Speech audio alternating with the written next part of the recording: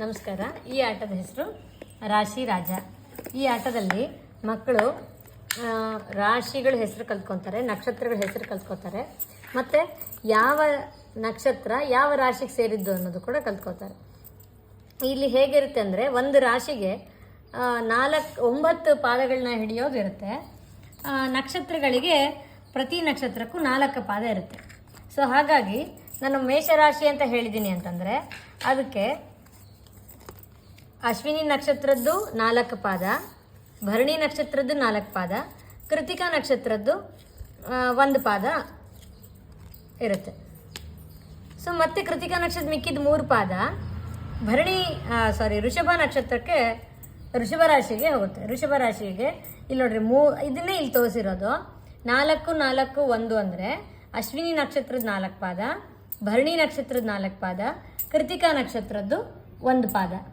ಅದೇ ರೀತಿ ಇಲ್ಲಿ ಋಷಭ ನಕ್ಷತ್ರಕ್ಕೆ ಕೃತಿಕಾ ನಕ್ಷತ್ರದ್ದು ಮಿಕ್ಕಿರೋ 3 ಪಾದಗಳು, ಮತ್ತು ರೋಹಿಣಿ ನಕ್ಷತ್ರದ್ದು 4 ಪಾದ, 3, 4, 2, ಯಾಕೆಂದ್ರೆ ಒಟ್ಟು 9 ಆಗಬೇಕಲ್ವಾ. ಇಲ್ಲಿ ಆಲ್ರೆಡಿ 7 ಆಗೋಯ್ತು. ಇನ್ನು 2 ಪಾದ ಅಂದರೆ ಮೃಗಶಿರ ನಕ್ಷತ್ರದ್ದು ಮೊದಲು 2 ಪಾದ ಮಾತ್ರ ಆಗಿರುತ್ತೆ. ಮತ್ತು ಮುಂದಿನ ರಾಶಿಗೆ ಮೃಗಶಿರ ನಕ್ಷತ್ರದ್ದು 2 ಪಾದ ಕಂಟಿನ್ಯೂ ಆಗ್ತಾ ಹೋಗುತ್ತೆ. ಹೀಗೆ ಒಂದೊಂದು ರಾಶಿಗೆ 9 ಪಾದ, ಹಾಗಾಗಿ 3 ನಕ್ಷತ್ರ ಸಂಬಂಧಪಟ್ಟಿದ್ದು ಸಿಗ್ತವೆ ನಮಗೆ. ಸೊ ನಾವು ಇಲ್ಲೇ ಆಟ ಆಡ್ತಾರೆ ಹುಡುಗರು ಅಂತಂದರೆ, ಇಲ್ಲಿ ನಮಗೇನು ಗೊತ್ತೇ ಇಲ್ಲ, ನಾವು ಹೇಗೆ ಆಡಬೇಕು, ನಮಗೆ ರಾಶಿ ಹೆಸರು ಗೊತ್ತಿಲ್ಲ, ನಕ್ಷತ್ರದ ಹೆಸರು ಗೊತ್ತಿಲ್ಲ, ನಾವು ಹೇಗೆ ಆಡಬೇಕು ಅಂತಂದರೆ, ಇಲ್ಲಿ ನಮ್ಮ ನಕ್ಷತ್ರದ್ದು ರಾಶಿದು ನಂಬರ್ ಹಾಕಿರ್ತಾರೆ, ನಕ್ಷತ್ರದ್ದು ನಂಬರ್ ಹಾಕಿರ್ತಾರೆ. ನೀವು ಈ ಅಶ್ವಿನಿ ನಕ್ಷತ್ರ ನಿಮಗೆ ಕಾರ್ಡ್ ಬಂದಾಗ ಇದು ಯಾವ ರಾಶಿ ನಮಗೆ ಗೊತ್ತಿಲ್ಲ ಅಂದರೆ ಇಲ್ಲಿ 1 ಅಂತ ಬರೆದಿರುತ್ತೆ. ಸೊ 1 ಅಂತ ಬರೆದಿದ್ದಾರೆ ಅಂದರೆ ಅದು ಮೇಷ ರಾಶಿದು ಅಂತ, ರಾಶಿಗೆ ನಂಬರ್ ಇರುತ್ತೆ. ಆ ಥರ ನೋಡಿಕೊಂಡಾಗ ಮಕ್ಕಳಿಗೆ ಅದು ಗೊತ್ತಾಗುತ್ತೆ. ಈಗ ಆಟ ಆಡೋದು ಹೇಗೆ ಅಂತ ಹೇಳ್ತೀನಿ. ಇದನ್ನು 2 ಅಥವಾ 4 ಜನವರೆಗೂ ಆಟ ಆಡ್ಬೋದು. ಈ ಆಟದಲ್ಲಿ ಮೊದಲು ಏನು ಮಾಡಬೇಕು ಅಂತಂದರೆ, ನಕ್ಷತ್ರದ ಕಾರ್ಡ್ಗಳನ್ನೆಲ್ಲನೂ ಶಫಲ್ ಮಾಡ್ಕೊಂಡ್ಬಿಟ್ಟು ಮಧ್ಯದಲ್ಲಿ ಈ ಥರ ಇಟ್ಕೊಂಡಿರ್ತಾರೆ. ಎಲ್ಲ ಚೆನ್ನಾಗಿ ಶಫಲ್ ಮಾಡ್ಕೊಂಡು ಈ ಥರ ಉಲ್ಟ ಹಾಕ್ಕೊಂಡಿರ್ತಾರೆ. ಆಮೇಲೆ ಎಲ್ಲರೂ ಓಪನಿಂಗ್ ಕಾರ್ಡ್ಸ್ ಅಂತ 3 ಇದನ್ನು ಚೆನ್ನಾಗಿ ಶಫಲ್ ಮಾಡಿಕೊಂಡು ಯಾವುದಾದ್ರೂ 3 ರಾಶಿ ಕಾರ್ಡ್ಸ್ನ ಓಪನ್ ಆಗಿ ಹಾಕಿರ್ತಾರೆ. ಇದು ಅಲ್ಲದೆ ಪ್ರತ್ಯೇಕವಾಗಿ ಪ್ರತಿಯೊಬ್ಬರು ಪ್ಲೇಯರ್ನು ಅವ್ರದ್ದು ಸೀಕ್ರೆಟ್ ಕಾರ್ಡ್ ಅಂತ ಇಟ್ಕೊಂಡಿರ್ತಾರೆ. ಈ ಸೀಕ್ರೆಟ್ ಕಾರ್ಡ್ನ ಅವರೇನೆ ಸೆಟ್ ಮಾಡ್ಕೋತಾ ಇರ್ತಾರೆ. ಇಲ್ಲೇನಾಗುತ್ತೆ ಅಂದರೆ, ಈಗ 3 ರಾಶಿ ಕಾರ್ಡ್ ಓಪನ್ ಇದೆ. ಈ ರಾಶಿಗೆ ಸಂಬಂಧಪಟ್ಟಿರೋ ನಕ್ಷತ್ರ ಕಾರ್ಡ್ಗಳನ್ನ ಇದರಲ್ಲಿಂದ ತೊಗೊಂಡು ಹಾಕಬೇಕು. ಒಬ್ರು ಆದಮೇಲೆ ಒಬ್ಬರು ಕಾರ್ಡ್ಸ್ನ ಓಪನ್ ಮಾಡ್ತಾರೆ. ಈಗ ನಾನು ಓಪನ್ ಮಾಡ್ತೀನಿ ಅಂತ ಇಟ್ಕೊಳ್ಳೋಣ. ಇದು ರೇವತಿ ನಕ್ಷತ್ರದ ಕಾರ್ಡ್ ಇದೆ. ಸೊ ರೇವತಿ ನಕ್ಷತ್ರ ಈ ರಾಶಿಗೆ ಬರ್ತದೋ ಇಲ್ಲೋ ಅಂತ ನನಗೆ ಗೊತ್ತಿಲ್ಲ. ನಾನು ಏನು ಮಾಡ್ತೀನಿ, ಇಲ್ಲಿ ಕೆಳಗಡೆ 12 ಅಂತ ಇದೆ. ಸೊ 12 ಅನ್ನೋದು ಕೊನೆಯ ರಾಶಿ ಅಂದರೆ ಮೀನ ರಾಶಿ ಆಗುತ್ತೆ. ಸೊ ಇದು ರೇವತಿ ನಕ್ಷತ್ರ ಮೀನ ರಾಶಿಗೆ ಸಂಬಂಧಪಟ್ಟಿದ್ದಾದ್ರಿಂದ ಇಲ್ಲಿ 6, 7, 8 ಇದೆ. ನಾ ಇಲ್ಲಿಗೆ ಬಂದಿರೋ ರಾಶಿ 12, ಹಾಗಾಗಿ ಇದು ಯಾವ ಕಾರ್ಡ್ಗೂ ಸೆಟ್ ಆಗಲ್ಲ ಅಂತ ನಾನು ಇದನ್ನು ಡಿಸ್ಕಾರ್ಡ್ ಮಾಡ್ತೀನಿ. ಅಥವಾ ನಾನು ಆನ್ ಮಾಡ್ತೀನಿ, ಇಲ್ಲಿ ಯಾವುದು ಇಲ್ಲ ಅಂದರೆ ನೆಕ್ಸ್ಟ್ ನಂದು ಯಾವುದಿದೆ ರಾಶಿ ಅಂತ ನೋಡ್ಕೋತೀನಿ. ನನ್ನ ಮೀನ ರಾಶಿನೇ ಇದೆ ಇಲ್ಲಿ, ನಾನು ಸೀಕ್ರೆಟಾಗಿ ಮಾಡ್ಕೊತಾ ಇರೋದು, ಇದನ್ನು ಯಾರಿಗೂ ತೋರಿಸೋದಿಲ್ಲ. ಸೊ ನಾನು ಮೀನ ರಾಶಿ ಅಂತ ಹೇಳಿ ನನಗೆ ರೇವತಿ ಕಾರ್ಡ್ ನಕ್ಷತ್ರದ್ದು ಬೇಕು ಅಂತ ನಾನು ಇಟ್ಕೋತೀನಿ. ಇಲ್ಲಿಗೆ ನನ್ನ ಆಟ ಮುಗೀತು. ಸೊ ನೆಕ್ಸ್ಟ್ ಪ್ಲೇಯರ್ಗೆ ಅವ್ನಿಗೆ ಏನು ಗೊತ್ತಾಗಿರುತ್ತೆ ಅಂದರೆ, ಸೊ ನಾನು ರೇವತಿ ನಕ್ಷತ್ರ ತೊಗೊಂಡಿದ್ದೀನಿ ಅಂತಂದರೆ ಇವಳು ಯಾವ ರಾಶಿ ಮಾಡ್ತಿದ್ದಾಳೆ ಅನ್ನೋದು ಅವ್ರಿಗೆ ಗೊತ್ತಾಗುತ್ತೆ. ಅಂದರೆ ಅದನ್ನು ಗೊತ್ತಿರಲಿಲ್ಲ ಅಂತನ್ನೋರಿಗೆ ಯಾವುದು ಬಿಟ್ಟಿದೆ ನೋಡ್ಕೊಂಡು ಅದನ್ನು ಅವರು ಗೆಸ್ ಮಾಡ್ತಾರೆ. ಈಗ ಮುಂದೆ ಎಲ್ಲ ರಾಶಿಗಳದ್ದು ಆಗಬೇಕಾದ್ರೆ, ಸೊ ಈಗ ರಾಶಿ ಬಂದಿಲ್ಲ, ಹಾಗಿದ್ರೆ ಇವ್ರು ಈಗ ರಾಶಿ ಮಾಡಿರಬೇಕು ಅಂತ ಅವರು ಗೆಸ್ ಮಾಡ್ತಾರೆ. ಸ್ಟಾರ್ಟಿಂಗಲ್ಲಿ ಆಡುವಾಗ ಸ್ವಲ್ಪ ಅವರಿಗೆ ಕನ್ಫ್ಯೂಷನ್ ಇರ್ಬೋದು, ಅಥವಾ ಗೊತ್ತಿಲ್ಲ ಆದ್ದರಿಂದ ಸ್ವಲ್ಪ ನಿಧಾನ ಆಗ್ಬೋದು. ಆದ್ರೆ 1, 2, 4, 5 ರೌಂಡ್ ಆಡೋಷ್ಟೊತ್ತಿಗೆ ಅವ್ರಿಗೆ ಐಡಿಯಾ ಬಂದಿರುತ್ತೆ. ಸೊ ನೆಕ್ಸ್ಟ್ ಪ್ಲೇಯರ್ ಏನು ಮಾಡ್ತಾರೆ, ಇದು ರಾಶಿಗಳದೇ ಕಾರ್ಡ್ ಬೇರೆ ಉಲ್ಟಾ ಇಟ್ಕೊಂಡಿರಬೇಕು, ಇದು ನಕ್ಷತ್ರಗಳ ಕಾರ್ಡನ್ನೇ ಬೇರೆ ಉಲ್ಟಾ ಈ ಥರ ಇಟ್ಕೊಂಡಿರ್ತಾರೆ. ಈಗ ಏನು ಮಾಡಬೇಕು, ಈ ನೆಕ್ಸ್ಟ್ ಪ್ಲೇಯರ್ ಅವರು ಇನ್ನೊಂದು ಕಾರ್ಡ್ ಓಪನ್ ಮಾಡ್ತಾರೆ. ಇದು ಉತ್ತರ ಭಾದ್ರ ಅಂತಿದೆ. ಸೊ ಉತ್ತರ ಭಾದ್ರ ಬಂದು ಮತ್ತೆ ಮೀನ ರಾಶಿದೇನೆ, ನಾನು ಶಫಲ್ ಮಾಡಿ ಇಟ್ಟಿಲ್ಲ, ಅದಕ್ಕೆ ಈ ಥರ ಬಂದಿದೆ. ಮೀನ ರಾಶಿದೇನೆ ಇದೆ. ಸೊ ಇಲ್ಲಿ ಯಾವುದಕ್ಕೂ ಮ್ಯಾಚ್ ಆಗಲ್ಲ. ಸೊ ಅವ್ರೇನು ಮಾಡ್ತಾರೆ, ಇದನ್ನು ಡಿಸ್ಕಾರ್ಡ್ ಮಾಡ್ತಾರೆ. ಈಗ ಇವರು ಡಿಸ್ಕಾರ್ಡ್ ಅವ್ರಿಗೆ ಬೇಕಾ ನೋಡ್ಕೋತಾರೆ. ಅವ್ರದ್ದು ಮಕರ ರಾಶಿ ಇದೆ. ಸೊ ಇದು ಮಕರ ರಾಶಿದಲ್ಲ, ಆದ್ದರಿಂದ ಅವರು ಈ ಕಾರ್ಡ್ನ ಡಿಸ್ಕಾರ್ಡ್ ಮಾಡ್ತಾರೆ. ಈ ಡಿಸ್ಕಾರ್ಡ್ ಮಾಡಿರೋ ಕಾರ್ಡು ಇವ್ರಿಗೆ ಬೇಕಿದ್ರೆ ಅವ್ರು ತೊಗೋಬೋದು, ಇಲ್ಲಾಂದರೆ ಇನ್ನೊಂದು ನಕ್ಷತ್ರ ಕಾರ್ಡ್ನ ಓಪನ್ ಮಾಡ್ತಾರೆ.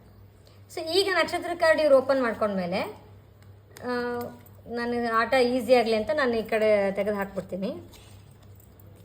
ಇಲ್ಲಾಂದರೆ ತೋರಿಸೋದಕ್ಕೆ ಕಷ್ಟ ಆಗುತ್ತೆ. ಇಲ್ಲಿ ಮೇಷ ಇದೆ ಅಂತ ಇಟ್ಕೊಳ್ಳೋಣ. ಸೊ ಈಗ ಏನಾಗಿದೆ, ಇವ್ರು ನೆಕ್ಸ್ಟ್ ಪ್ಲೇಯರ್ ಆಡಬೇಕಾದ್ರೆ ಅವರಿಗೆ ಅಶ್ವಿನಿ ನಕ್ಷತ್ರ ಬಂದಿದೆ. ಸೊ ಅಶ್ವಿನಿಗೆ ಯಾವುದು ಇದಕ್ಕೆ ಬರುತ್ತೆ ಅಂತ ನನಗೆ ಗೊತ್ತಿಲ್ಲ, ಅಂದರೆ ಇಲ್ಲಿ 1 ಅಂತಿದೆ. ಸೊ ಇಲ್ಲಿ 1 ಅಂತಿದೆ. ಸೊ ಇದು ಮೇಷ ರಾಶಿ ಕಾರ್ಡ್ ಅಂತ ಗೊತ್ತಾಗುತ್ತೆ. ಸೊ ನಾನು ಇಲ್ಲಿ ಇಟ್ಕೋತೀನಿ ಇದನ್ನು. ನೆಕ್ಸ್ಟ್ ಪ್ಲೇಯರು ಅವ್ರು ಏನು ಮಾಡ್ತಾರೆ, ಇನ್ನೊಂದು ಓಪನ್ ಮಾಡ್ತಾರೆ. ಇದು ಭರಣಿ ಅಂತ ಬಂದಿದೆ. ಸೊ ಭರಣಿ ಇವ್ರಿಗೆ ಬೇಕಾ ನೋಡ್ಕೋತಾರೆ. ಅವ್ರಿಗೆ ಬೇಕಿದ್ದರೆ ಅವ್ರು ಇಟ್ಕೋತಾರೆ, ಇಲ್ಲ ಅಂತಂದರೆ ಅದನ್ನು ಮತ್ತೆ ಡಿಸ್ಕಾರ್ಡ್ ಮಾಡ್ತಾರೆ. ಈ ಥರ ಡಿಸ್ಕಾರ್ಡ್ ಮಾಡಿದ್ದು ನನಗೆ ಬೇಕಿದ್ದರೆ ನಾನು ತೊಗೋತೀನಿ, ಇಲ್ಲಾಂದರೆ ನೆಕ್ಸ್ಟ್ ಪ್ಲೇಯರು ನನಗೆ ಬೇಡ ಆದ್ದರಿಂದ ನಾನು ಮತ್ತೆ ಇಲ್ಲಿಂದ ಓಪನ್ ಮಾಡ್ಕೋತೀನಿ. ಸೊ ಇಲ್ಲಿ ಓಪನ್ ಮಾಡಬೇಕಾದ್ರೆ ನನಗೆ ಕೃತಿಕಾ ಬಂದಿದೆ ಅಂತ ಇಟ್ಕೊಳ್ಳೋಣ. ಸೊ ಕೃತಿಕಾ ರಾಶಿ ಬಂದಿರೋದ್ರಿಂದ ಇಲ್ಲಿ 1 ಅಂತ ಇದೆ. ಹಾಗಿದ್ರೆ ಇಲ್ಲಿ 1 ಅಂತಿದೆ ಮೇಷರಾಶಿದು. ಸೊ ಈ ಕಾರ್ಡ್ ಕೂಡ ಇಲ್ಲಿಗೆ ಸೇರುತ್ತೆ.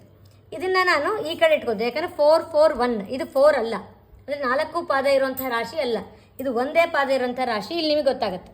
ಇದರಲ್ಲಿ ಇಲ್ಲಿ 1 ಅಂತ ಬರೆದಿದೆ, ಅದಕ್ಕೆ 3rd ಪ್ಲೇಸಲ್ಲಿ ನಾನು ಇಟ್ಕೋತೀನಿ. ಇದು ಫಸ್ಟ್ ಪ್ಲೇಸಲ್ಲಿ ಅಶ್ವಿನಿ ಬರುತ್ತೆ, ಸೆಕೆಂಡ್ ಪ್ಲೇಸಲ್ಲಿ ಭರಣಿ ಬರಬೇಕು.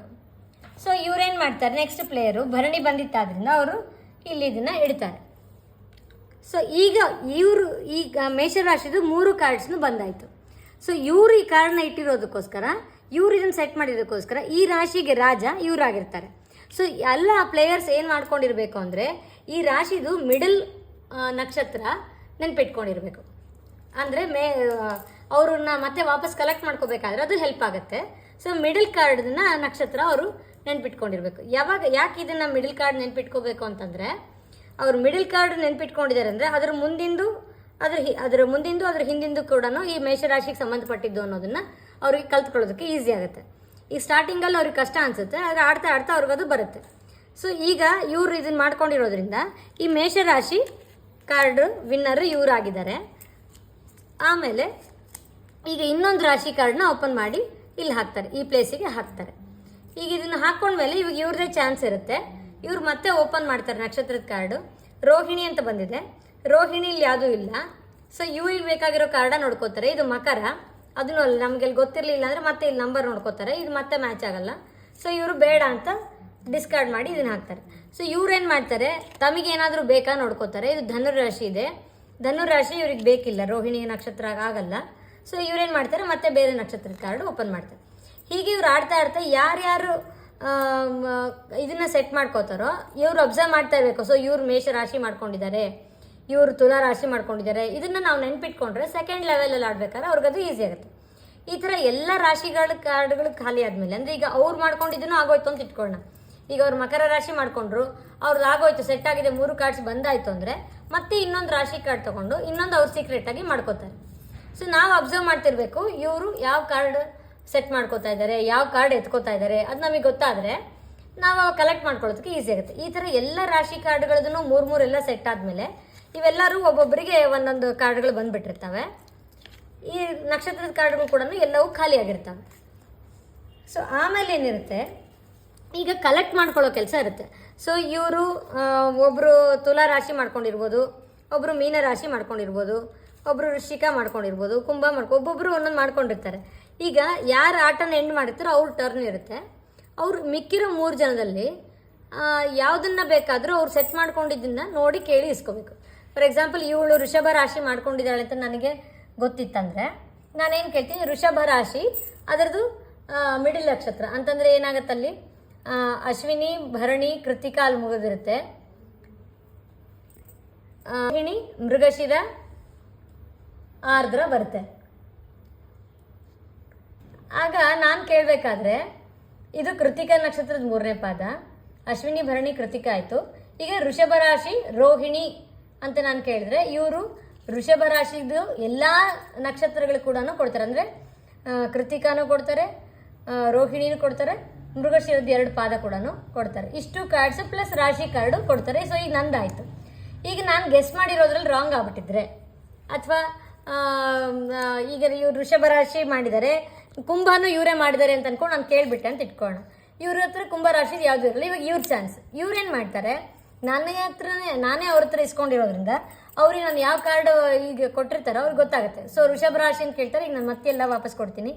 ಆಮೇಲೆ ನಾನು ಮಾಡಿದ್ದು ಕುಂಭರಾಶಿಯಾಗಿದ್ದರೆ ಅದನ್ನು ಕೇಳ್ತಾರೆ, ನಾನು ಅದನ್ನು ಕೊಡಬೇಕಾಗತ್ತೆ.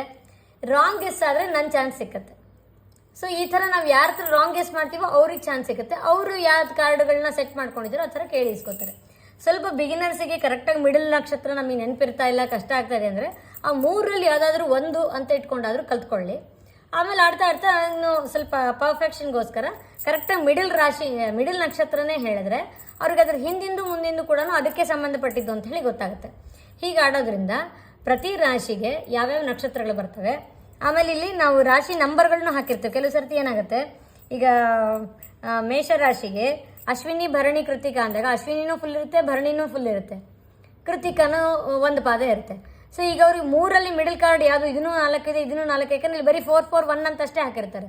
ಸೊ ಯಾವ್ದು 4 ಅಂತ ಹೇಗೆ ಗೊತ್ತಾಗುತ್ತೆ ಅಂದರೆ ನಕ್ಷತ್ರಗಳದ್ದು ಸೀರಿಯಲ್ ನಂಬರ್ ನೋಡ್ಕೊಂಡಾಗ ಅವ್ರಿಗೆ ಗೊತ್ತಾಗುತ್ತೆ ಕರೆಕ್ಟಾಗಿ. ಹಾಗಾಗಿ ಏನಾಗುತ್ತೆ, 27ನೇ ನಕ್ಷತ್ರ ಅಂದರೆ ರೇವತಿ, ಈ ಥರ ನಂಬರ್ ಹೇಳಿನೂ ಅವ್ರಿಗೆ ನಕ್ಷತ್ರಗಳ ಹೆಸರು ಗೊತ್ತಾಗುತ್ತೆ. ನಂಬರ್ ಹೇಳಿದ್ರೆ ರಾಶಿಗಳ ಹೆಸರು ಗೊತ್ತಾಗುತ್ತೆ, ಎಲ್ಲ 12 ರಾಶಿಗಳು ಗೊತ್ತಾಗುತ್ತೆ, 27 ನಕ್ಷತ್ರ ಹೆಸರು ಗೊತ್ತಾಗುತ್ತೆ, ಪ್ಲಸ್ ಯಾವ ರಾಶಿ ಯಾವ ನಕ್ಷತ್ರ ಅನ್ನೋದು ಕೂಡ ಗೊತ್ತಾಗುತ್ತೆ. ಇಷ್ಟು ನಾಲೆಡ್ಜು ಬರುತ್ತೆ. ಆದರೆ ಒಂದೇ ಸರಿ ಆಡೋದ್ರಿಂದ ಬರೋದಿಲ್ಲ, ಸ್ವಲ್ಪ. ಯಾಕಂದರೆ ಇದು ಮಕ್ಕಳಿಗೆ ತುಂಬ ಪರಿಚಯ ಇರೋದು ಕಡಿಮೆ ಆದ್ದರಿಂದ ಸ್ವಲ್ಪ ರಿಪೀಟೆಡಾಗಿ ಆಡಿದ್ರೆ ಅವರಿಗೆ ತುಂಬ ಈಸಿಯಾಗಿ ಇದನ್ನು ಕಲ್ತ್ಕೋಬೋದು. ಆ ಉದ್ದೇಶದಿಂದ ಈ ಆಟ ಮಾಡಿದ್ದಾರೆ. ಕೃಷ್ಣ ಅರ್ಪಣ ವಸ್ತು.